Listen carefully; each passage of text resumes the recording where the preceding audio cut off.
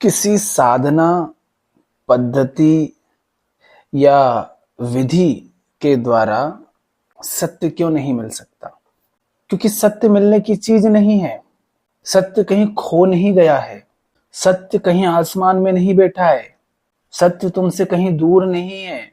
सत्य न तो स्थान के रूप में दूर है, न समय के रूप में दूर है।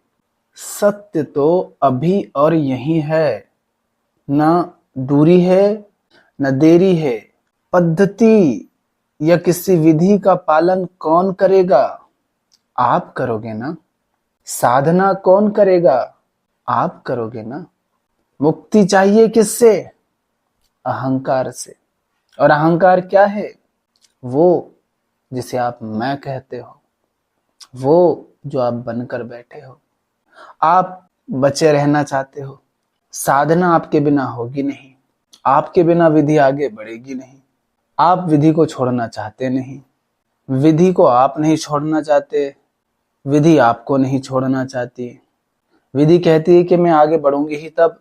साधना कहती है कि मैं आगे बढ़ूंगी ही तब जब तुम साथ चलो। तुम कहते हो कि मुझे विधि के माध्यम से ही सत्य जानना है, और मुझे जानना है। मैं कौन हूं? घोंचू, छोटा सा, सीमित, संकुचित, सब कुछ को नकारे बैठा हूं। कैद करके बैठा हूं कई पिंजरों में खुद को। अनेक नकली चेहरे बनाकर बैठा हूं। और मैं जानना चाहता हूं उसे जो असीम है, जहां कोई सीमा नहीं, जो हर सीमा से मुक्त है, हर भेद से मुक्त है, जहां कोई बंधन नहीं। तुम उसे जानना चाहते हो। कैसे जान लोगे? सत्य को खोजने की आवश्यकता नहीं है। सत्य किसी विधि पद्धति या साधना से नहीं मिलता। सत्य किसी किताब में, किसी मंदिर, मस्जिद, चर्च या गिरजाघर में नहीं मिलता। सत्य किसी पहाड़ पर, किसी गुफा में नहीं मिलेगा। सत्य ना अतीत में मिलेगा, ना भविष्य में मिलेगा, ना विचारों में मिलेगा, ना कल्पना में मिलेगा। सत्य अभी है, प्रत्यक्ष है। आंखें खोलो और देखो। मगर तुम बेईमान हो, इसलिए तुम्हें नहीं दिखता। सत्य कोई वस्तु थोड़ी ना है, कोई व्यक्ति थोड़ी ना है, कोई चीज थोड़ी ना है जो इन आंखों से दिखेगी। तुम बेईमान हो। बात बात में झूठ बोलते हो, नकली चेहरे बनाते हो। ये देखने में कौन सी विधि चाहिए? ये देखने में तुम्हें कहाँ जाना पड़ेगा? तुम्हारी बेईमानी को देखने के लिए तुम्हें कहीं जाना पड़ेगा क्या? छोटी छोटी बातों में डर जाते हो। जहां झुकना नहीं चाहते वहां झुकते हो, और जो कमजोर दिखा उसके ऊपर चढ़ बैठते हो। ये पाखंड देखने में कौन सी विधि चाहिए? इसके लिए कौन से मंदिर, मस्जिद या चर्च में जाना पड़ेगा? मंदिर, मस्जिद और चर्च और जितने भी देवालय बना रखे हैं, इन सब में जाने वाले इंसान हैं। सबके हाथ पैर है, हाड़ मांस है। सबके शरीर में दिल है, फेफड़े हैं। तन में कोई भेद नहीं। मन सबको दुख होता है, सब भयभीत है, सबको क्रोध होता है, सब में ईर्ष्या उठती है, सब तुलना करते हैं, सब दुख में जी रहे हैं। माने यहाँ दो है ही नहीं, भेद है ही नहीं, मगर फिर भी 17 दिशाओं में बिखरे हुए हो, मूर्खताएं कर रहे हो।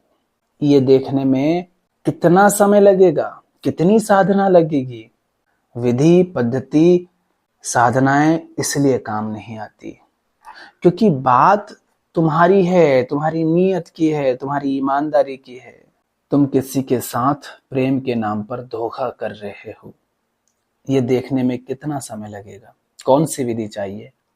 पति पत्नी हो मगर एक दूसरे से दिन रात झूठ बोलते हो, इसके लिए कहाँ जाना पड़ेगा? सास बन करके बैठी हो, एक तरफ बैठी है, उससे बड़ा प्यार लड़ाती हो, और जिसे बहू कहती हो उसका खून चूस रही हो। ये पाखंड, ये दोगलापना देखने के लिए कोई विधि चाहिए या ईमानदारी? यही जो दोगलापन है, यही जो पाखंड है, यही जो तुम्हारे भीतर की बेईमानी है, चालाकियां हैं, यही अहंकार है, यही वो पर्दा है जो तुम्हें गिराना है। ये पर्दा तुम पकड़ के बैठे हो। कहीं तीर नहीं चलाने, कहीं तोप नहीं चलानी। ये दीवार जो खड़ी कर रखी है बेटी और बहू के बीच में, यही तो दीवार है जो कभी जाति, कभी धर्म, कभी लिंग, कभी देश के नाम पर और फैल जाती है, मगर सबसे पहले ये तुम्हारे भीतर होती है, वहीं से पनपती है। तुम कहते हो जीवन में प्रेम नहीं, सत्य प्रेम बनकर के ही तो जीवन में आता है ना। प्रेम, सौंदर्य, आनंद, शांति के रूप में ही सत्य के पुष्प खिलते हैं। कैसे होगा एक ही घर में तुम एक से ईर्ष्या कर रहे हो, दूसरे के प्रति प्रेम का नाटक कर रहे हो। सत्य समय से नहीं मिलता। तुम जिंदगी भर बेईमानी करते रहोगे और जिंदगी भर पूजा साधना विधियां आजमाते रहोगे तो क्या होगा? कुछ नहीं होगा। शरीर बूढ़ा हो जाएगा, मिट्टी हो जाएगा। तुम जगह बदल लो, समय बदल लो, कोई भी विधि अपना लो, कोई भी नाम जप कर लो, कितनी ही मालाएं फेर लो, कितनी ही पुस्तकें पढ़ लो, कितने ही ग्रंथ पढ़ लो, किसी को कितना ही सुन लो, कुछ नहीं मिलने वाला यदि तुम भीतर ये जो बेईमानी करते हो, खुद से जो बेईमानी करते हो, उसे नहीं छोड़ते और वो प्रयास करके ही तुम पकड़ते हो। जो हो, जैसे हो वैसा दिखाने के लिए कोई प्रयास नहीं करना पड़ता, उसके लिए मेहनत नहीं करनी पड़ती। सत्य को देखने के लिए मेहनत नहीं करनी पड़ती, क्योंकि वही है बस, और कुछ है ही नहीं। मेहनत करनी पड़ती है उसे छुपाने के लिए, मेहनत करती है नकली चेहरे पहनने के लिए। असली तो है ही, असली के ऊपर नकली नकाब पहने जाते हैं। नकाब सत्य नहीं है, जिसके ऊपर तुमने उसे पहन रखा है सत्य वह है। वैसे ही सत्य तुमसे दूर नहीं, बल्कि तुमसे भी अधिक तुम्हारे निकट जो है वह सत्य है। तुमने नकाब पहना चेहरे पर, नकाब पहनने से पहले तुमने नकाब पहनने की नियत की थी ना, सोचा था। और सोचा किसने था? तुमने सोचा था। तो सबसे पहले तुम हो, फिर तुम सोच रहे हो और फिर तुम नकाब पहन रहे हो। तो बाहर प्रकट रूप में नकाब तो बहुत बाद में पहना, उससे भी पहले तुम जानते हो कि तुम चालाकियां चल रहे हो, नकाब पहन रहे हो। इसको देखने में कौन सी विधि चाहिए? सत्य कोई दूर की कोड़ी नहीं, तुम सत्य हो मगर नकाब पहने बैठे हो। ये जो अहंकार है यही देखने नहीं देता, यही दृष्टि को बाधित कर देता है। आंखों के पीछे यदि अहंकार है, वही क्षुद्र जो तुम बनकर बैठे हो, सीमित, संकुचित, बटा हुआ, यदि आंखों के पीछे वह बैठा है तो जो भी दिखेगा उसे तुम सत्य कहोगे, मगर वह सत्य है नहीं। इसका प्रमाण है कि तुम दुख में जी रहे हो, धोखे खाते हो, पछताते हो। और यदि अहंकार को गिर जाने दो तो सत्य के अतिरिक्त कुछ नहीं है, फिर जो है सत्य ही है। सत्य को नहीं जानना होता है, क्योंकि सत्य तो है, वो कहीं छुप कर नहीं बैठा, वो कहीं डर कर नहीं बैठा। तुम्हें तो यह जानना है कि जिसे तुम सच कहते हो, जिसे तुम सत्य मानते हो, क्या वह सत्य है भी या बस मानते हो?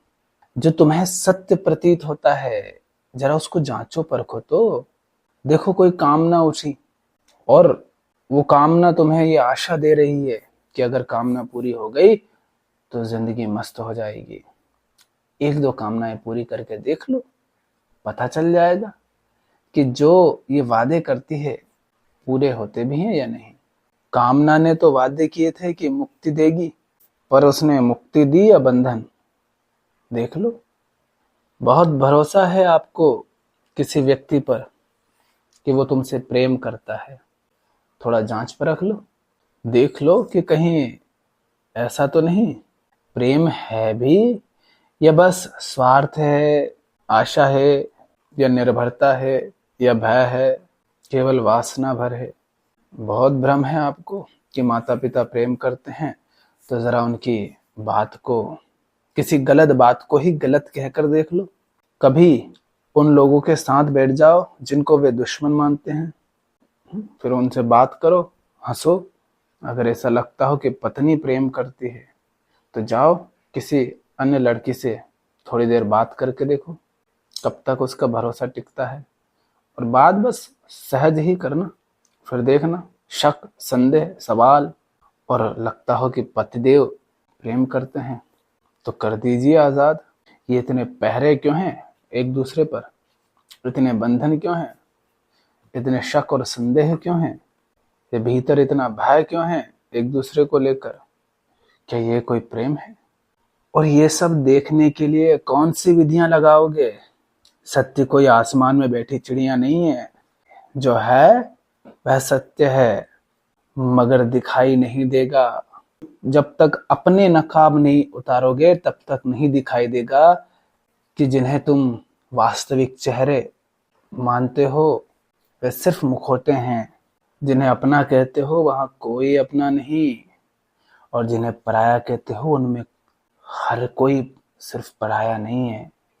जिन्हें अच्छा मानते हो उनकी हकीकत दिखेगी, और जिन्हें बहुत बुरा मानते हो उनकी भी हकीकत दिखेगी।